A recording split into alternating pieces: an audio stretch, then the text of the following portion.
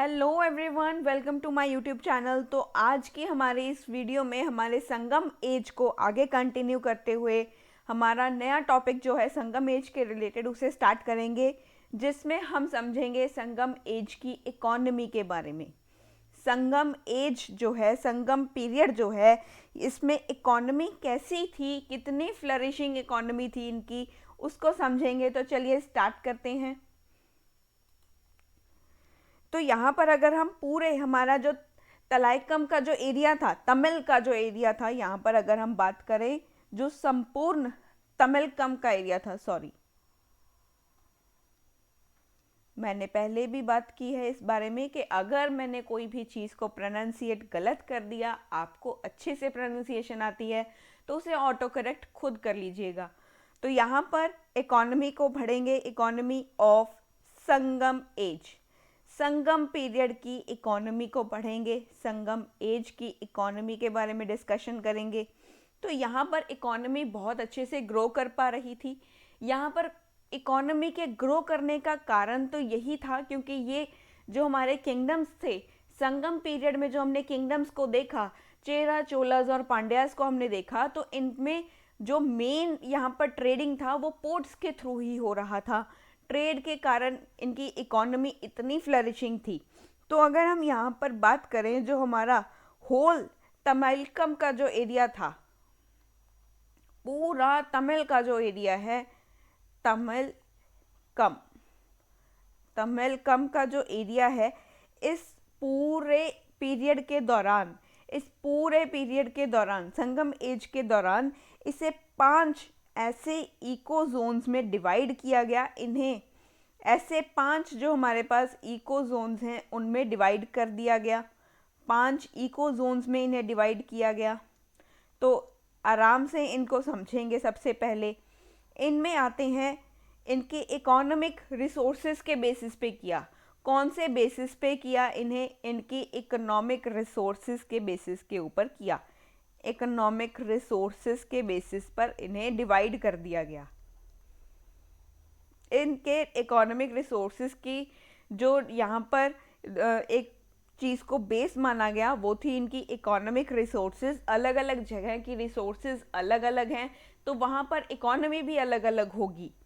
तो यहाँ पर एग्रीकल्चर भी था, यहाँ पर जो हमारे वीविंग थी वो भी हो रही थी, साथ में यहाँ पर हमारे जो ट्रेडर्स थे वो भी प्रेजेंट थे। तो यहाँ पर अलग अलग तरह से इकोनॉमी में ग्रो करने के लिए यहाँ पर जो लोग थे वो अवेलेबल थे। तो यहाँ पर उन्हीं रिसोर्सेज के बेसिस के ऊपर इन्हें डिवाइड किया। तो सबसे पहले आता है हमारे पास कुरिंजी। ये एक hilly region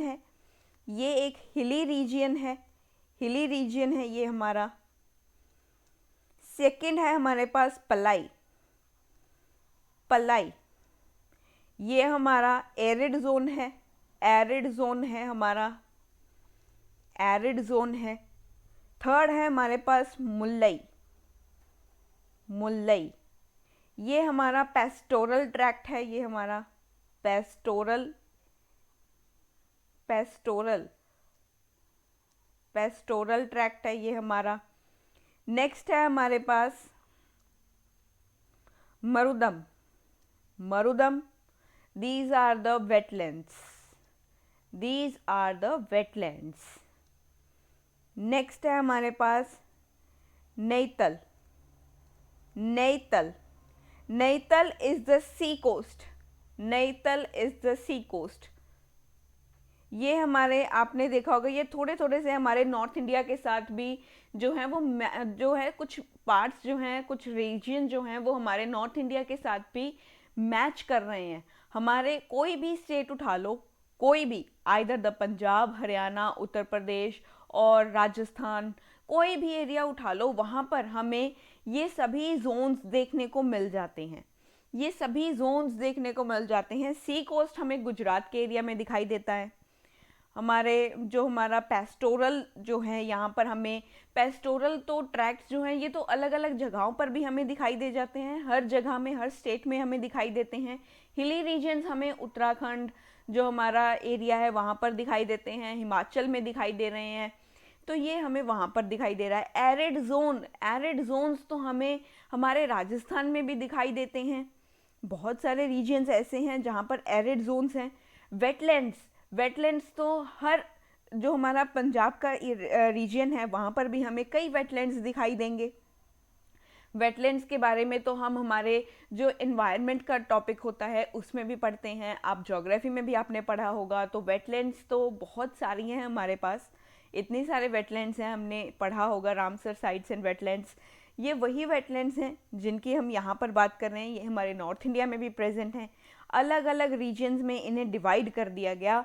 whole of the Tamil region को, होल तमिल रीजन को इन्होंने 5 जो ऐसे सब डिवाइड कर दिया इकोनॉमिक रिसोर्सेज के बेसिस के ऊपर। तो ये हमने रीजन्स को देखा। These zones were not clearly demarcated, they were scattered all around. ऐसा नहीं है कि भी हर जगह पर एक ही चीज़ थी, यहाँ पर ये चीज़ें स्कैटर्डली पड़ी हैं। जैसे हमारे नॉर्थ इंडिया में ये चीज़ें एक स्कैटर्ड हैं, अलग अलग जगहों पर देखने को मिलती हैं। किसी जगह, किसी स्टेट में ये 3 जगहें देखने को मिलेंगी, किसी में 2 देखने को मिलेंगी। तो ये अलग अलग स्कैटर्ड तरीके से पड़ी हैं वहाँ पर भी। तो यहाँ पर भी ये स्कैटर्ड हैं all around the region because of their different geographical context. देखो यहाँ का तमिल का जो रीजन है इसका जोग्राफिकल कॉन्टेक्स्ट भी अलग है। यहाँ का जोग्राफिकल कॉन्टेक्स्ट अलग है, इकोलॉजिकल स्पेशलिटीज़ अलग हैं, हर चीज़ का यहाँ पर डिफरेंस है। हमारे तो जो हमारी स्टेट्स की जो कल्चर है उसमें भी डिफरेंसेस हैं। हर किसी का जोग्राफिकल पॉइंट अलग है, हर किसी के रहने का तरीका अलग है। That's why we say there is unity in diversity. Unity होता है डाइवर्सिटी में, डाइवर्सिटी जहाँ होगी वहाँ पर यूनिटी भी आएगी। तो यूनिटी भी हमें यहाँ पर दिखाई देती है। लोग एक ही हैं, एक ही तरह के पूरे तमिल में सब यही कहते थे कि वी आर तमिल्स। तो यहाँ पर डिवीज़न होने के बावजूद भी हम एक ही रीजन से बिलोंग कर रहे थे। तो यहाँ पर रिसोर्सेज के बेसिस के ऊपर इन्हें यहाँ पर डिवाइड किया। ये स्कैटर्डली पड़ी हैं ऑल अराउंड द रीजन। तो इन्हें यहाँ पर अगर हम देखें, people in different subdivided regions had their own modes of subsistence. तो सबके रहने का तरीका, यहाँ पर कुरिंजी में रहने वाले लोग अलग तरीके से रहेंगे, पल्लाई में रहने वाले लोग अलग तरीके से रहेंगे, मुल्लाई में रहने वाले लोग अलग तरीके से रहेंगे। इसी तरह से जो मरुदम और नेताल जो हमारा रीजन है यहाँ पर लोग अलग अलग तरीके से रहेंगे। तो यहाँ पर अगर हम देखें एग्जाम्पल के लिए, मैं अगर आपसे यहाँ पर बात करूँ, फॉर एग्ज़ाम्पल इन कुरिंजी, अगर हम यहाँ पर मैं कुरिंजी की ही एग्जाम्पल ले लूँ आपके पास, एग्जाम्पल में हमने लिया, हम यहाँ पर बात करेंगे एग्जाम्पल में कुरिंजी के बारे में। कुरिंजी के अगर हम यहाँ पर बात करें तो कुरिंजी में जो लोग हैं वो हंटिंग एंड गैदरिंग कर रहे हैं। यहाँ पर हंटिंग एंड गैदरिंग हो रहा है, हंटिंग एंड गैदरिंग कर रहे हैं लोग। और अगर हम यहाँ पर बात करें हमारे पल्लाई रीजन की, पल्लाई रीजन की अगर हम यहाँ पर बात करें तो पल्लाई में जो है the people could not produce anything. यहाँ पर ये कुछ प्रोड्यूस नहीं कर पा रहे हैं, पल्लाई में कुछ प्रोड्यूस नहीं हो पा रहा है, एरिड रीजन है, यहाँ पर प्रोडक्शन नहीं हो पा रही है, किसी भी कोई भी चीज़ की प्रोडक्शन नहीं हो पा रही है। और अगर हम यहाँ पर बात करें तो यहाँ पर जो है लोग जो हैं प्रोडक्शन की बजाय यहाँ पर रेडिंग एंड प्लंडरिंग कर रहे हैं।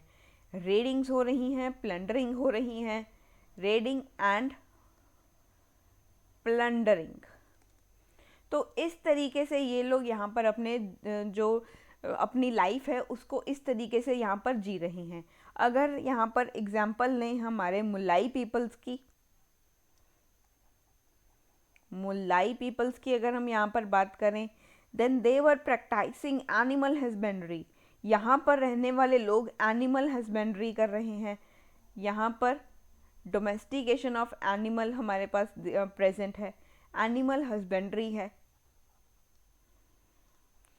एनिमल हस्बेंड्री हमें यहाँ पर दिखाई दे रही है। अगर हम मरुदम की बात करें, मरुदम की अगर हम बात करें, यहाँ पर प्लो एग्रीकल्चर दिखाई दे रहा है, यहाँ पर लोग प्लो एग्रीकल्चर कर रहे हैं, प्लो एग्रीकल्चर का यहाँ पर जो है यूज़ कर रहे हैं, प्लो एग्रीकल्चर का।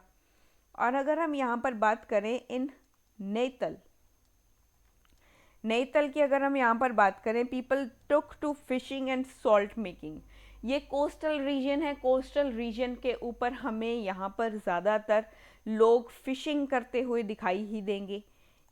इनका फिशिंग यहाँ पर बड़ा फेमस हो रहा है और सॉल्ट मेकिंग हो रहा है।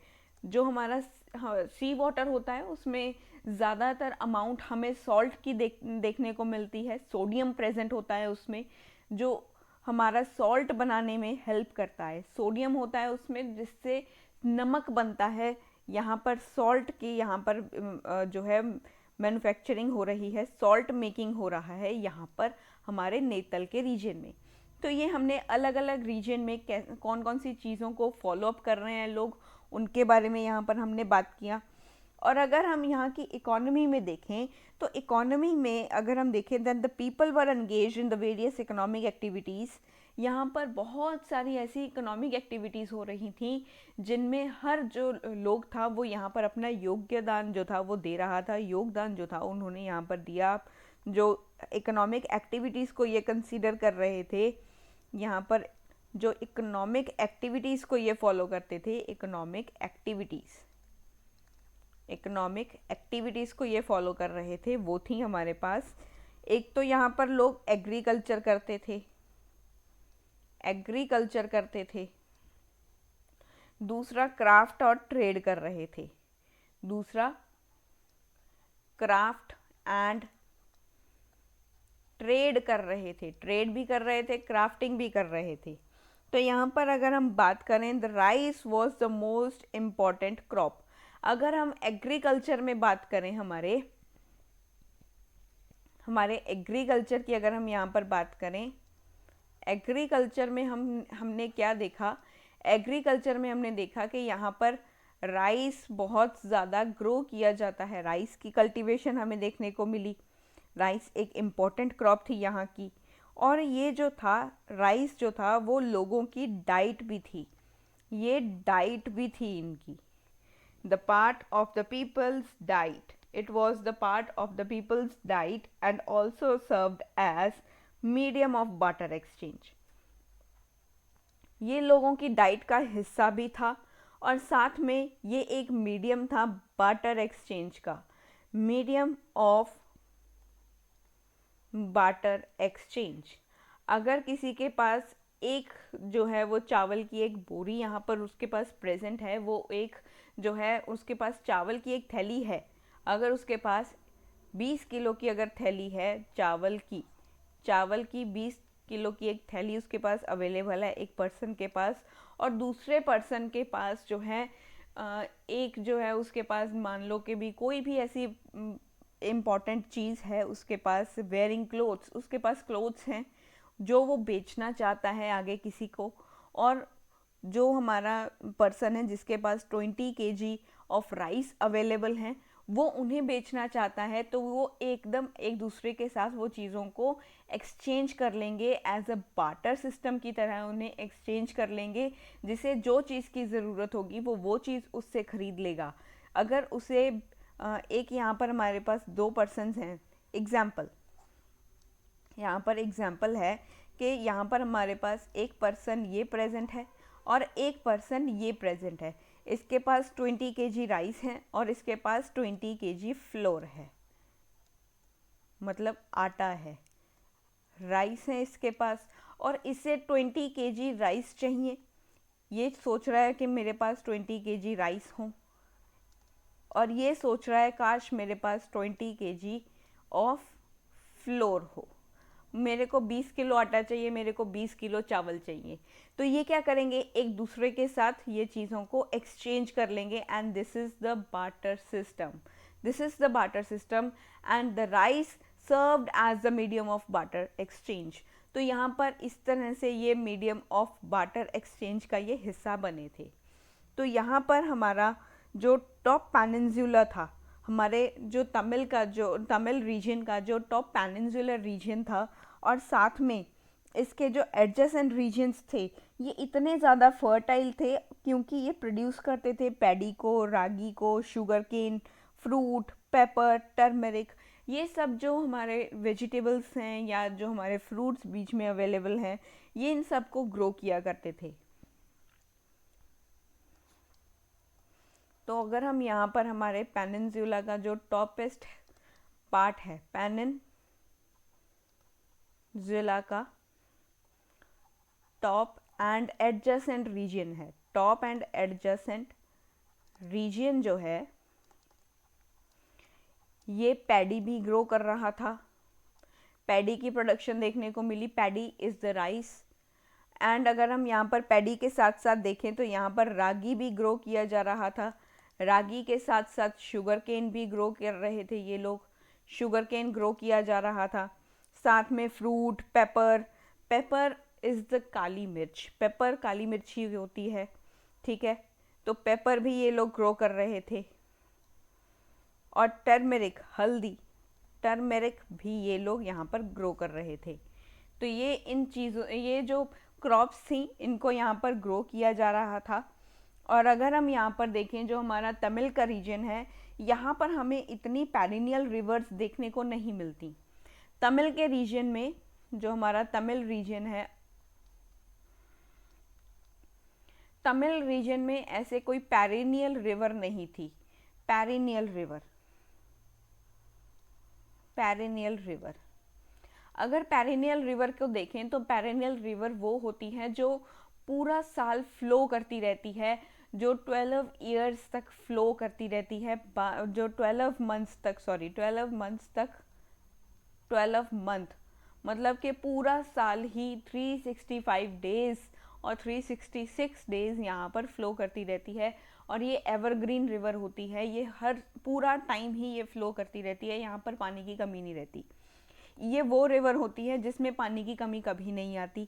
ये जो रिवर है, ये सदियों से सदियों तक ये चलती ही रहती है, यहाँ पर कभी पानी रुकता नहीं है, एक जगह स्टेबल नहीं रहता, और ये नदी कभी खाली नहीं रहती।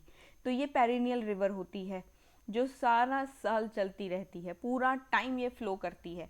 यहाँ पर ये प्रेजेंट नहीं है, यहाँ पर प्रेजेंट ही नहीं है।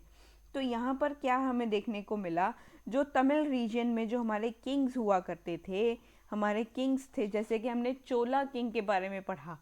चोला किंग जो थे, उन्होंने क्या किया, उन्होंने इस्टेब्लिश करने स्टार्ट किए कैनल्स एंड टैंक्स।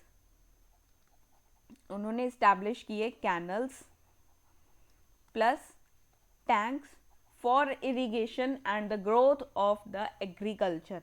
एग्रीकल्चर की ग्रोथ के लिए यहाँ पर हमें कैनल्स और टैंक्स देखने को मिलेंगे। यहाँ पर डैम्स बिल्डअप कर रहे थे, यहाँ के किंग डैम्स भी बना रहे थे, कैनल्स बना रहे थे, और टैंक्स का यहाँ पर इस्टेब्लिशमेंट हमें देखने को मिला। अगर हम यहाँ पर बात करें तो जो चोला किंग थे हमारे, मैंने यहाँ पर चोला किंग की एग्जाम्पल दी थी, हमारे चोला के जो राजा हैं, चोला किंग कराईकल, चोला किंग कराईकल जो थे हमारे संगम एज के, इन्हें जो है इस चीज़ का क्रेडिट दिया जाता है कि that constructing a dam on the river Kaveri. इन्होंने कावेरी के ऊपर, कावेरी रिवर के ऊपर इन्होंने डैम को कंस्ट्रक्ट करवाया था। डैम कंस्ट्रक्शन इन्होंने ही करवाया था, डैम को कंस्ट्रक्ट करवाया।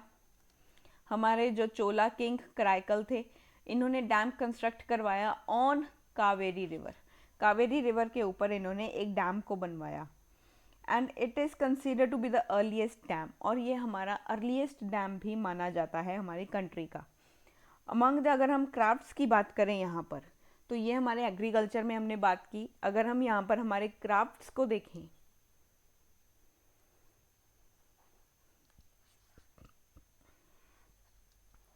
क्राफ्ट्स को देखें तो one of the most important was spinning. यहाँ पर स्पिनिंग बहुत इम्पॉर्टेंट था, स्पिनिंग इम्पॉर्टेंट था।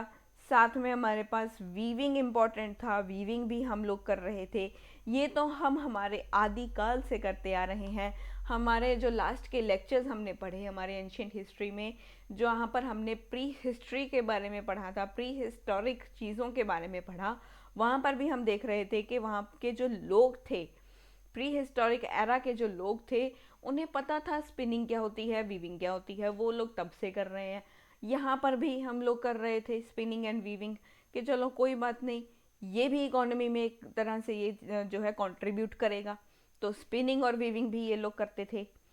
ऑफ टेक्सटाइल्स, तो यहाँ पर cotton as well as silk जो था वो हमारे पास अवेलेबल था। यहाँ पर हमारे पास कॉटन एंड सिल्क बड़ा अवेलेबल था। इन चीज़ों के लिए ही ये यहाँ पर स्पिनिंग और वीविंग की जाती थी। इनके ही यहाँ पर जो क्लोथ्स थे वो बनाए जाते थे। और अगर हम यहाँ पर देखें तो हमें सॉल्ट मैन्युफैक्चरर्स भी यहाँ पर दिखाई दे रहे हैं। तो अगर हम यहाँ पर इंडस्ट्री की अगर हम यहाँ पर बात करें तो सॉल्ट मैन्युफैक्चरिंग भी हमें दिखाई दे रहा था।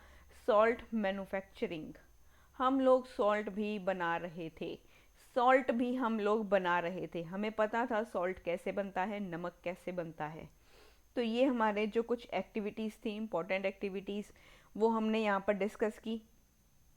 और अगर हम यहाँ पर कुछ इम्पॉर्टेंट फीचर्स को देखेंगे जो हमारे संगम एज में आते हैं, जो हमारे संगम एज की इकोनॉमी को बड़ा फ्लरिशिंग कर रहे थे, जैसे कि ट्रेड। ट्रेड ट्रेड हम लोग रोम के साथ करते थे। ट्रेड हमने रोम के साथ किया with Roman world. The best account of Indo Roman trade is given in the book called Periplus of Erythraean. और अगर हम यहाँ पर रोम ट्रेड की अगर हम बात करें, हमारे इंडो रोम ट्रेड की बात करें, इंडो रोमन ट्रेड की अगर हम बात करें तो इसका जिक्र हमें मिलता है, हमारी एक बुक है जो जिसका नाम है, एक बुक है जिसका नाम है, इस बुक का नाम है Periplus of the Erythraean,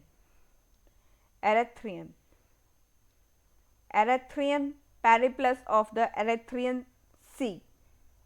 Periplus of the Erythraean Sea एक नाम की बुक है, जो एक एनोनिमस, हमारे एक एनोनिमस ऑथर हैं जिन्होंने 1st सेंचुरी सीई में इस बुक को लिखा था, इंडो रोम ट्रेड के बारे में लिखा था। इस book Periplus of the Erythraean सी, जो कि एनोनिमस राइटर हैं हमारे, उन्होंने इसके बारे में लिखा था, in the 1st century CE में लिखा था। तो हमारे पास एक और बुक की अवेलेबल है यहाँ पर, जो एक रोमन राइटर हैं हमारे, रोमन राइटर प्लिनी। हमारे रोमन राइटर प्लिनी जो हैं, इन्होंने अपनी बुक नेचुरल हिस्ट्री, इनकी एक बुक है जिसका नाम है नेचुरल हिस्ट्री। उसमें इन्होंने यहाँ पर जो रोमन्स का जो हमारा ट्रेड था, रोमन का और इंडिया का जो एक दूसरे के साथ ट्रेडिंग रिलेशन था, उसके बारे में लिखा था कि जब ये इंडिया के साथ रोम ट्रेड करता था, रोम का जो ट्रेड था विद इंडिया, इसकी वजह से रोम में सोने की कमी आ गई थी। वो सोने वाला सोना नहीं है जो आप रात में सोते हो, वो सोना नहीं है। यहाँ पर गोल्ड की बात कर रहे हैं प्लिनी, कि हमारे रोम में गोल्ड की कमी आ गई थी जब हमारा ट्रेड इंडिया के साथ होता था। जब रोम इंडिया के साथ ट्रेड कर रहा था, तब यहाँ पर गोल्ड की कमी आ चुकी थी। रोम ट्रेड विद इंडिया, जब रोम इंडिया के साथ ट्रेड कर रहा था, तब यहाँ हमारे रोम में गोल्ड की कमी थी। गोल्ड यहाँ पर ख़त्म ही होता चला गया था। गोल्ड ख़त्म होना लग गया, ख़त्म होने की बिल्कुल ही सिस्टम के ऊपर आ चुका था कि अभी गोल्ड नहीं होगा हमारे रोम के पास, जब रोम इंडिया के साथ ट्रेड करता था। और इस बारे में प्लिनी ने लिखा है अपनी बुक नेचुरल हिस्ट्री में लिखा है इन्होंने। अगर हम यहाँ पर देखें तो ट्रेड में और क्या क्या हो रहा था, ट्रेड में हम कौन कौन सी चीज़ों से ट्रेड करते थे रोम के साथ, हम कौन सी चीज़ों का यहाँ पर एक्सपोर्ट कर रहे थे, हम कौन सी चीज़ों को एक्सपोर्ट करते थे रोम में। वो मटेरियल था हमारे पास द इंडियन स्पाइसेस। हमारे इंडियन स्पाइसेस जो हुआ करते थे, जैसे कि अगर हम यहाँ पर बात करें यवन प्रिय, यवन प्रिय इतना ज़्यादा प्रिय था रोमनों को कि भाई वो लोग इन चीज़ों को यहाँ से ले करके जाते थे, इसकी डिमांड बहुत ज़्यादा थी। रोम में जो हमारा यवन प्रिय था इसकी इतनी डिमांड थी। अब ये यवन प्रिय है क्या चीज़? यवन प्रिय इज़ द ब्लैक पेपर, काली मिर्च। आपने अगर अपने किचन में जा कर के देखा होगा, कभी अपनी मम्मी से या अपनी दादी से पूछना, आपके किचन में पड़ा होगा। ये किचन में जा कर के देखना, जो लोग पीजी वगैरह में रहते हैं या दिल्ली में खुद अकेले रहते हैं तो वो अपनी किचन में ये चीज़ें रखते होंगे, उन्हें पता होगा व्हाट इज़ ब्लैक पेपर। ये बहुत ही हेल्दी होता है फॉर द डाइजेशन के लिए बहुत हेल्दी है ये चीज़ें। तो ये हमारे किचन में रहने वाली एक चीज़ है जिसे यवन प्रिय बोला जाता है, that is the black pepper, काली मिर्च। तो यहाँ पर एक्सपोर्ट होता था स्पाइसेस का, स्पाइसेस लाइक यवन प्रिय। ये बड़ा यवन प्रिय इतना पॉपुलर था ऑल अराउंड द रोम के रोम के जो लोग थे उनका मतलब कि मन इतना करता था कि वो उनको टेस्ट इतना ज़्यादा अच्छा आता था ब्लैक पेपर का कि वो बार बार इसे मंगवाते थे। एक बार खाएं और बार बार मंगवाएं वाली बात थी यहाँ पर। यवन प्रिय, that is the black paper, black pepper. Black pepper को ये मंगवाते थे यहाँ से। परफ्यूम्स बड़े मंगवाते थे ये लोग, परफ्यूम्स, परफ्यूम्स, परफ्यूम्स को मंगवाते थे, ज्वेल्स को मंगवाते थे, आइवरी, आइवरी को यहाँ पर एक्सपोर्ट किया जाता था। फाइन टेक्सटाइल्स जैसे कि मसलिन क्लोथ, मसलिन क्लोथ जो बहुत ही कोमल सा कपड़ा होता है, वो बहुत ही कोमल सी चीज़ होती है, वो बहुत सॉफ्ट होता है वो। और ये जो है मसलिन क्लोथ यहाँ पर एक्सपोर्ट किया जाता था। अगर हम यहाँ पर बात करें तो सेवरल प्रीशियस और सेमी प्रीशियस जो हमारे स्टोन्स थे उनको भी हम यहाँ पर एक्सपोर्ट किया करते थे, प्रीशियस और semi precious stones. And semi precious stones को यहाँ पर हम एक्सपोर्ट करते थे, जैसे कि हो गया diamond, diamond, carnelian, carnelian, turquoise, turquoise, agate, safer. ये वो शेफर जो है वो सॉन्ग वाला नहीं है, ये एक स्टोन वाला शेफर है। ये एड शेरन और अरिजीत के सॉन्ग वाला नहीं है, ये एक यहाँ पर हम मेटल, यहाँ पर एक स्टोन की बात कर रहे हैं, ये वो शेफर है। और अगर हम यहाँ पर बात करें इन चीज़ों के अलावा, हम pearls, Indigo, sandalwood, iron, steel cutleries, ये भी ट्रेड में यहाँ पर इनका एक्सपोर्ट किया करते थे। स्टील की कटलरी, सॉरी स्टील की कटलरी, स्टील कटलरी, वो देखा होगा ना आजकल मम्मी अभी हमारे घर में ये कहते हैं कि ये कटलरी जो है यहाँ इसे ख़राब मत करना, जब मेहमान आएंगे तभी निकालेंगे। तो ये वही कटलरीज हैं जो ये तब भी हम लोग इन चीज़ों का एक्सपोर्ट कर रहे थे। ये आज भी हमारे घरों में इतनी फेमस हैं कि जब हमारे घर में मेहमान आते हैं तभी हम उसको निकालते हैं, जब मेहमान आएंगे तब निकालेंगे। लेकिन वो मेहमान आज तक ना आपने देखे हैं ना मैंने देखे हैं। तो ये जो कटलरीज हैं ये आज भी वैसी पड़ी हैं, पहले भी वैसी पड़ी रहती थी। तो ये स्टील की कटलरीज जो हैं इनका एक्सपोर्ट किया जाता था तब के टाइम पर। और यहाँ पर सैंडलवुड,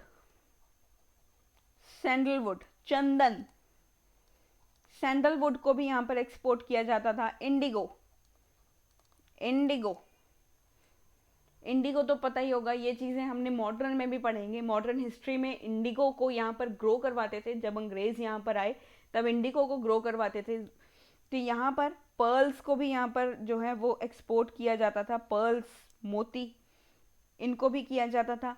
आयरन एंड स्टील की कटलरी तो हमने देखी ही है। अगर हम यहाँ पर बात करें against this import Romans exported gold and silver to India. अगर हम इस एक्सपोर्ट की बात करें तो ये तो हम चीज़ें एक्सपोर्ट कर रहे थे, रोमन्स हमें क्या भेज रहे थे, रोमन्स इसके बदले हमें गोल्ड और सिल्वर दिया करते थे। रोमन्स इन सब चीज़ों के बदले हमें इंडिया में वो लोग गोल्ड और सिल्वर को यहाँ पर जो है वो लोग गोल्ड और सिल्वर को भेजा करते थे हमारे पास कि हमें ये सब चीज़ें चाहिए, हमें यवन प्रिय चाहिए, इतना गोल्ड ले लो, हमें ये जो तुम्हारे परफ्यूम्स हैं हमें ये चाहिए, इतना गोल्ड ले लो, तुम्हारा डायमंड चाहिए, तुम्हारा टर्कियस चाहिए, तो हमारे से ये जो हमारा गोल्ड है, हमारा सिल्वर है, ये सब तुम ले लो, हमें ये सब चीज़ें दे दो। तो यहाँ पर गोल्ड एंड सिल्वर को ये लोग लिया करते थे। गोल्ड एंड सिल्वर हमारे पास आया करता था रोम से। ये सब चीज़ों के हमें जो है कंफर्मेशन मिलता है जब हमने एक्सकावेट किए हमारे साउथ इंडिया में जब एक्सकावेशंस किए गए, तब वहाँ से हमें large number of Roman gold coins हमें यहाँ पर मिले हैं। तो हमें यहाँ पर रिकवरी हुई है जब हमने एक्सकावेट किए, यहाँ पर एक्सकावेशंस किए, खुदाई की, जब यहाँ पर आर्कियोलॉजिस्ट ने जाकर साउथ इंडिया में जाकर खुदाई की, तो फिर वहाँ से खुदाई से हमें रोमन के जो गोल्ड कॉइन्स थे वो हमें साउथ इंडिया में से मिले, जहाँ से ये अंदाज़ा लगाना बहुत ही ज़्यादा आसान हो गया कि हमारा रोम के साथ ट्रेड बहुत अच्छा था, रोम के साथ ट्रेड बहुत अच्छा था। तो रोम के जो गोल्ड कॉइन्स थे वो हमें मिले हमारे साउथ इंडिया से। तो यहाँ पर हमने हमारे ट्रेड को देखा। और अगर हम यहाँ पर नेक्स्ट अगर हम बात करें तो हमारे जो मॉनसून था, मॉनसून की जब डिस्कवरी हुई by Hippalus a Greek navigator in 45 CE, 45 CE के अराउंड जब एक ग्रीक नेविगेटर थे हिपेटस, उन्होंने मॉनसून की डिस्कवरी की और यहाँ से हमें बहुत सारे more and more C voyages के बारे में पता लगने लगा। हमें इनके ट्रेडिंग पर्पस के लिए हमारे पास सी वॉयेजेस भी हुआ करती थी। लोग शिप्स से आते थे, सी रूट से आते थे हमारे इंडिया में, हमारे साउथ इंडिया में आते थे वो लोग और यहाँ पर ट्रेड किया करते थे। सी रूट से आते थे और ट्रेडिंग के लिए यहाँ पर ट्रेड करते थे और बाद में अपने जो है अपने रीजन में चले जाते थे। The discovery of the monsoon and the use of a direct sea route between Indian coast and the western world. तो ये एक मेन रीज़न रहा है, ट्रेडिंग का एक मेन रीज़न रहा है। ट्रेड ऐसा क्यों फ्लरिश कर रहा था, ट्रेड इतना फ्लरिश क्यों कर रहा था? क्योंकि हमने मॉनसून को डिस्कवर कर लिया था, मॉनसून को डिस्कवर कर लिया था, हमें मॉनसून के बारे में पता लग गया था, इसकी डिस्कवरी हो चुकी थी। इसकी डिस्कवरी की थी एक ग्रीक नेविगेटर थे हमारे, ग्रीक नेविगेटर जिनका नाम है हिपेटस। इन्होंने 45 CE के अराउंड यहाँ पर मॉनसून की डिस्कवरी की, जहाँ से हमने पता किया कि हमारा सी रूट्स के साथ भी हम जो है इंडिया में जा सकते हैं, इंडिया से ऑल अराउंड द वर्ल्ड अलग अलग जगहों पर भी जा सकते हैं, अलग अलग जो हमारे रीजन्स हमें पता थे वहाँ पर भी जा सकते हैं, साउथ ईस्ट एशिया में जा सकते हैं, जहाँ से हमने ये एक मेन रीज़न रहा मॉनसून की डिस्कवरी के बाद हमें सी रूट्स का पता लगा। मॉनसून की डिस्कवरी के बाद हमें सी रूट्स और ज़्यादा सी रूट्स, एक ऐसे तो बहुत सारे सी रूट्स हमें पहले भी पता थे, लेकिन जो बहुत ज़्यादा इम्पॉर्टेंट हैं, इतने इम्पॉर्टेंट सी रूट्स हैं जिनका लिंक डायरेक्ट हमारे इंडियन कोस्ट के साथ हो रहा था, हमारे साउथ इंडिया के कोस्ट के साथ हो रहा था, जिनका लिंक, तो वहाँ पर ये जो है वो सी रूट्स के बारे में हमें पता, जो हमारे इंडिया के ये जो हमारा पार्ट है, यहाँ के जो सी पोर्ट्स थे हमारे, ये सी पोर्ट्स के बारे में हमें पता लगने लगा कि यहाँ पर डायरेक्टली भी जाया जा सकता है, ऐसे घूम कर आने का कोई फ़ायदा नहीं है, ऐसे डायरेक्ट भी जाया जा सकता है। इससे उन्हें ज़्यादा आसानी हो गई सी रूट्स के थ्रू यहाँ पर ट्रेडिंग करने में। ट्रेड इसी वजह से, यही सी रूट्स की वजह से ट्रेड जो है वो फ्लरिश करता गया, इंक्रीज़ करता गया। तो ये एक मेन रीज़न रहा for the growth of the trade. अगर हम यहाँ पर इम्पॉर्टेंट पोर्ट्स की हम बात करें तो हमारे वेस्टर्न कोस्ट के ऊपर बारोज का एरिया था, वेस्टर्न कोस्ट के ऊपर हमारा बारोज का जो एरिया था वहाँ पर हमने जो ट्रेडिंग थी उसको देखा था। बारोच के एरिया में हमने जो है सी पोर्ट्स को देखा जहाँ से ट्रेडिंग इजीली हो पा रही थी। मैंने लास्ट के जो लेक्चर्स थे हमारे वहाँ पर भी बताया with the help of map. तो यहाँ पर ये मैप मैंने दिया है, ये प्रोवाइड किया है। ये जो हमारे सी पोर्ट्स हैं यहाँ पर अवेलेबल हैं। ये हमारे चेरास, चोलास और पांड्यास के जो इम्पोर्टेंट सी पोर्ट्स हैं। यहाँ पर आप देख सकते हो कि यहाँ से ट्रेडिंग इजी था, जिसकी वजह से यहाँ पर जो ट्रेडिंग था वो फ्लरिश किया था। तो ये ट्रेड पोर्ट्स थे हमारे, इन्हें आप देख लीजिएगा ध्यान से। यहाँ पर मैंने आपको 2 मैप्स दिए हैं। जैसे कि मुच्चीरी का जो रीजन था, यहाँ पर अगर हम बात करें मुच्चीरी के रीजन की, ये हमारा मुच्चीरी का रीजन है। ये एक इम्पॉर्टेंट यहाँ पर हमारे पास पोर्ट अवेलेबल है जो इम्पॉर्टेंट था। चेरास में ये पोर्ट आता है। तो यहाँ से ये सी पोर्ट से भी ट्रेडिंग बहुत ज़्यादा फ्लरिश की थी। अगर हम यहाँ पर बात करें तो सोपारा या कल्याण या मुजीरीस या मुचीरीस, ये वाला जो मैंने पोर्ट अभी आपको यहाँ पर अंडरलाइन करवाया है, तो ये पोर्ट इम्पॉर्टेंट है। ये पोर्ट बहुत ज़्यादा इम्पॉर्टेंट है। शिप हुआ करती थी वो यहाँ पर आया करती थी रोमन एम्पायर से। जो हमारा रेड सी हुआ करता था, रेड सी जो था, रेड सी तो आपने देखा ही होगा, वो रेड सी के थ्रू यहाँ पर आया करते थे हमारे इंडिया में, और यहाँ से ट्रेडिंग करते थे और वापस अपने जो रीजन था वहाँ पर चले जाते थे। तो ये इम्पोर्टेंट था। और अगर हम यहाँ पर प्रोमिनेंट हमारे पोर्ट्स की अगर हम बात करें जो ईस्टर्न कोस्ट पर थे, अगर हम ईस्टर्न कोस्ट के ऊपर अगर हम देखें तो हमारे जो हमारा ताम्रालिप्ति था वेस्ट बंगाल में, ये बहुत इम्पोर्टेंट है। अराइका मेडू यहाँ पर अवेलेबल है हमारा अराइका मेडू जो है पोर्ट। एक्चुअली ये बहुत ही ज़्यादा छोटा है मेरे लिए, मुझे भी यहाँ पर देखने में थोड़ी सी दिक्कत हो रही है। आप इसे जूम करके भी देख सकते हो, तो यहाँ पर आप इसे जूम करके देख लेना। तो यहाँ पर एक पोर्ट अवेलेबल है जिसका नाम है अराइका मेडू। ये तमिलनाडु कोस्ट के ऊपर है। तो ये एक इम्पॉर्टेंट सी पोर्ट है। यहाँ पर एक इम्पॉर्टेंट सी पोर्ट है, दैट इज़ द अराइका मेडू। तो यहाँ पर आप एक बार ये मैप में देख लेना। अदरवाइज़ एक मैप की बुकलेट भी आती है, आप वहाँ पर भी जो मैप्स हैं वो देख सकते हो। वहाँ पर मैप्स आपके पास अवेलेबल होंगे। मैप की बुकलेट आती है, आप उसे परचेज़ कर लीजिए। वहाँ से आपको देखने में बहुत ही ईजी होगा, क्योंकि जो हिस्ट्री के ऑप्शनल स्टूडेंट्स हैं उनके लिए तो ये बहुत ही ज़्यादा बेनिफिशियल होगी ये बुक, क्योंकि वहीं से जो मेंस के क्वेश्चंस हैं वो आ जाते हैं। तो वो बुक बहुत इंपॉर्टेंट है, वो तो आपको लेनी ही चाहिए। जो हिस्ट्री ऑप्शनल के नहीं है वो भी एक बार ले लीजिएगा, क्योंकि आपको चीज़ों को एनालाइज करना बहुत आसान हो जाएगा उस बुक के साथ। उस बुक के साथ आपको चीज़ों को एनालाइज करना ईजी हो जाएगा। और अगर हम यहाँ पर तीनों किंगडम्स की हमारे इकोनॉमी को डिस्कस करें, हमारे जो तीनों किंगडम्स थे, चाहे वो चोलास थे, चाहे वो पांड्यास थे, चेरास की हम भी यहाँ पर बात कर रहे हैं, ये तीनों किंगडम्स की हम यहाँ पर बात करें, then the economy of all these 3 kingdoms flourished due to the large scale local and long distance trade. ये एक दूसरे के साथ भी ट्रेड कर रहे थे, एक दूसरे के साथ भी ट्रेड करते थे, और इनकी जो डायनेसिटी थी उसके अंदर भी ट्रेडिंग हो रहा होगा, उसके अंदर भी ट्रेडिंग ये एक दूसरे से करते होंगे। बार्टर सिस्टम जिसे हमने देखा था, बार्टर सिस्टम से भी यहाँ पर ट्रेडिंग हो रही थी। ये लोग रोम से भी ट्रेड कर रहे थे, रोम के साथ ट्रेड था, और बहुत सारे ऐसी वेस्टर्न कंट्रीज़ होंगी जिनके साथ ये ट्रेड कर रहे थे। तो यहाँ पर अलग अलग चीज़ों से ये जो है लॉन्ग, और यहाँ पर अगर हम देखें तो लोकल डिस्टेंस के जो ट्रेड था उससे इनकी जो इकॉनमी थी वो फ्लरिश की। और अगर हम यहाँ पर देखें तो टाउन्स एंड क्राफ्ट सेंटर्स भी यहाँ पर बहुत सारे प्रेजेंट थे, जिनकी वजह से इकॉनमी ग्रो की। अगर हम यहाँ पर वंजी को देखें,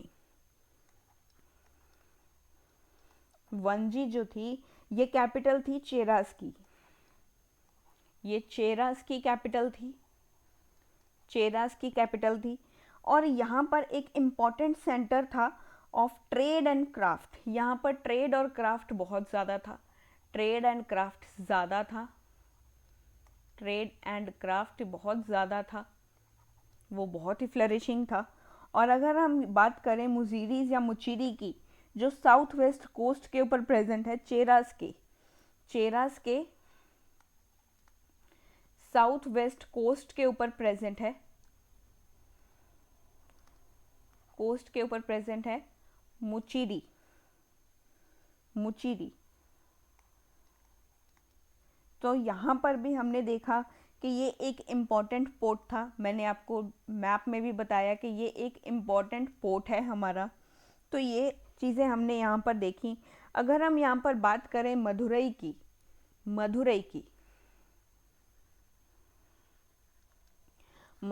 बात करें, देन Madurai the capital of Pandyas, ये कैपिटल थी पांड्यास की। तो यहाँ पर भी हमने देखने को मिला कि यहाँ पर हमें फाइन टेक्सटाइल आइवरी वर्किंग के इम्पोर्टेंट सेंटर्स हमें दिखाई दे रहे थे। आइवरी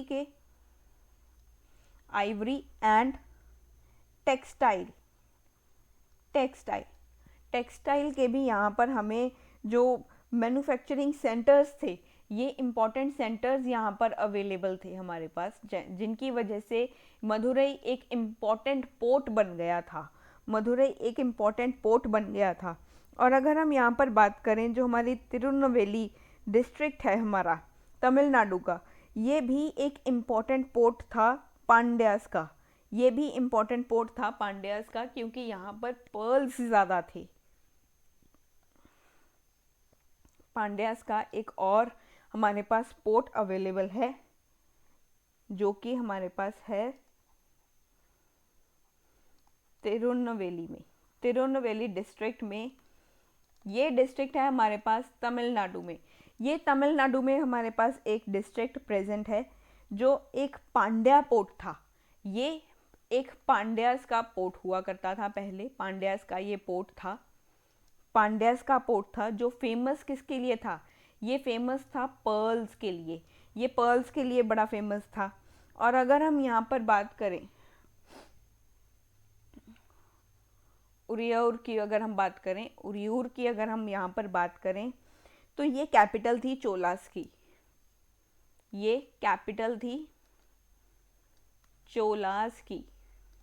चोलास की कैपिटल थी। और यहाँ पर हमें मैग्निफिशेंट बिल्डिंग्स दिखाई दी थी, बहुत बड़ी बड़ी बिल्डिंग्स थी यहाँ पर, बड़ी मैग्निफिशेंट बिल्डिंग्स हमें यहाँ पर दिखाई दी, बड़ी बड़ी इमारतें थी यहाँ पर। और अगर हम यहाँ पर बात करें कावेरीपट्टिनम और पुहार की,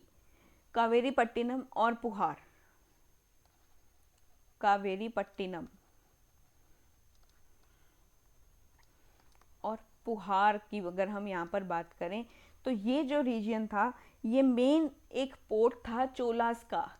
ये चोलास का बड़ा मेन पोर्ट था, बहुत इम्पोर्टेंट और मेन पोर्ट था। यहीं से पूरा ट्रेड, यहाँ पर मेनली ट्रेड जो था वो यहीं से ही किया जाता था। तो ये यहाँ पर अगर हम संगम पॉइंट्स की बात करें, तो ये जो था एक बिजी मार्केट बनाई हुई थी। ये जो थी यहाँ पर एक बिजी मार्केट था, बड़ा व्यस्त एक यहाँ पर जो था बाज़ार यहाँ पर प्रेजेंट था, क्योंकि ये जो मार्केट था, यहाँ पर हमारे सोल्जर्स भी प्रेजेंट हुआ करते थे। हमारे जो किंगडम के जो सोल्जर्स थे, वो भी यहाँ पर तैनात किए जाते थे। यहाँ पर सोल्जर्स को तैनात कर दिया जाता था ताकि यहाँ पर सेफ्टी रह सके। इन सोल्जर्स को तैनात करने का एक ही कारण था, फॉर द सेफ्टी के लिए, सेफ्टी ऑफ मर्चेंट्स। जो मर्चेंट्स आया करते थे उनकी सेफ्टी के लिए, ताकि उन्हें कोई लूट ना ले, उनसे कोई गलत काम ना करवा ले, या वो कोई स्मगलिंग में इन्वॉल्व ना हो। आजकल देखा है ना भी, सी पोर्ट के थ्रू बहुत सारी स्मगलिंग्स हुआ करती हैं और हुआ करती थी, आज भी हो रही हैं, पहले भी हुआ करती थी। आज तो ज़्यादा बड़े लेवल पर हो रही हैं, पहले थोड़ा सा कम हुआ करता था, बहुत टाइम पहले की बात हो रही है। ऐसा नहीं है कि मैं 2-4 साल पहले की बात कर रही हूँ, ये बहुत टाइम पहले की बात कर रही हूँ। तो वहाँ पर जो है स्मगलिंग हुआ करती थी और आज भी हो रही है। तो यहाँ पर स्मगलिंग को प्रिवेंट करने के लिए, ताकि स्मगलिंग ना हो किसी भी चीज़ की, अगर कोई सामान यहाँ पर आया है या सामान कहीं जा रहा है, तो उसके बारे में पता चले राजा को भी, ताकि उसका कोई स्मगलिंग ना हो पाए। स्मगलिंग को प्रिवेंट करने के लिए, और यहाँ पर ट्रेड रूट्स को देखने के लिए ताकि कि वो सेफ़ हैं, ट्रेड रूट्स को भी सेफ्टी देखनी पड़ेगी। तो ये ट्रेड रूट्स जो हुआ करते थे वहाँ पर भी ये उनकी सेफ्टी को यहाँ पर देखते थे। ट्रेड रूट्स की सेफ्टी को भी यहाँ पर मेजर किया जाता था, इनकी सेफ्टी को भी यहाँ पर देखा जाता था। तो यहाँ पर जो है वो जो टैक्स हुआ करते थे या कुछ ट्रांजिट ड्यूटीज़ हुआ करती थी वो मर्चेंट से ली जाती थी। Who moved their goods from place to place, जो एक जगह से दूसरी जगह जो मर्चेंट्स थे हमारे, वो अपने जो सामान हुआ करता था, अपना जो सामान था, गुड्स थे, उसको एक जगह से दूसरी जगह ये लोग ट्रेड करते थे। एक जगह से दूसरी जगह चीज़ों को यहाँ पर मूव करते रहते थे। तो इन्हीं जो हमारे मर्चेंट्स हुआ करते थे उनसे कुछ ऐसे जो टैक्स हुआ करते थे या ट्रांजिट ड्यूटीज़ हुआ करती थी, ये जो ट्रांजिट ड्यूटीज़ थी ये इनसे ली जाती थी। ये एक टैक्स की फॉर्म में ही आ गया, इनसे ये कलेक्ट की जाती थी, ये कलेक्ट की जाती थी इनसे, जो अपने सामान को एक जगह से दूसरी जगह शिफ्ट करते थे, मूव करते रहते थे। तो यहाँ पर अगर हम देखें, tribute from subordinate chiefs along with plunder and spoils of the war were the main source of revenue. इनके रेवेन्यू में और भी चीज़ें आती थी। अगर ये किसी जो चीफ हुआ करते थे, किसी जगह के जो चीफ्स हुआ करते थे, उनसे अगर ये वो वॉर हार जाते हैं तो उनसे जो था वो ट्रिब्यूट्स लिए जाते थे। अगर कोई चीफ जो है, मान लो ये एक चीफ है और ये एक वॉर में डिफीट हो गए, ये वॉर नहीं कर पाए, ये वॉर हार गए, और वो जो जिनके साथ इनका वॉर हुआ वो किंगडम जीत गया, तो ये चीफ उनको कुछ पे जो होंगी वो ट्रिब्यूट में देंगे, कुछ पैसे उनको देंगे। वो ट्रिब्यूट वो राजा को पे किया जाएगा, जो कि इनका मेन सोर्स रहा है। ये एक मेन रेवेन्यू सोर्स हुआ करता था, ये एक रेवेन्यू सोर्स इनका हुआ करता था। रेवेन्यू का सोर्स एक नहीं था, बहुत सारे थे, ट्रेडिंग भी था, साथ में ये रेवेन्यू के लिए और भी जो हमारे चीफ्स होते थे अगर वो हार जाते थे तो फिर उनसे ये एक ट्रिब्यूट लिया जाता था। जैसे कि एक ड्यूटी साइन की जाती थी ना, जब मॉडर्न्स में हम पढ़ेंगे, जब अंग्रेज़ आए थे उन्होंने देखा कि भी अगर कोई राजा हमसे हार जाएगा तो वो कैश भी पे करेगा, हमारे लिए काम भी करेगा और एक ट्रीटी भी साइन कर लेते थे। वो उन्हें ट्रिब्यूट पे किया करते थे कि आपको इतने करोड़ हमें देना पड़ेगा। तो यहाँ पर भी अगर चीफ कोई हार गया तो वो राजा को कुछ पैसे, जितने राजा बोलेगा वो पैसे उसको देने ही पड़ेंगे, और ये एक मेन रेवेन्यू का सोर्स बन गया उस किंगडम का। तो ये हमने पढ़ी हमारे जो इकोनॉमी थी संगम एज के बारे में। तो अगर ये वीडियो आपको अच्छी लगी हो देन इस वीडियो को शेयर ज़रूर करना और बने रहिए मेरे साथ एंशिएंट हिस्ट्री की सीरीज़ में। अगर ये वीडियो आपको अच्छा लगा हो देन चैनल को सब्सक्राइब भी कर देना, and thank you the support which you have shown towards my channel. Thank you so much once again and keep watching my videos.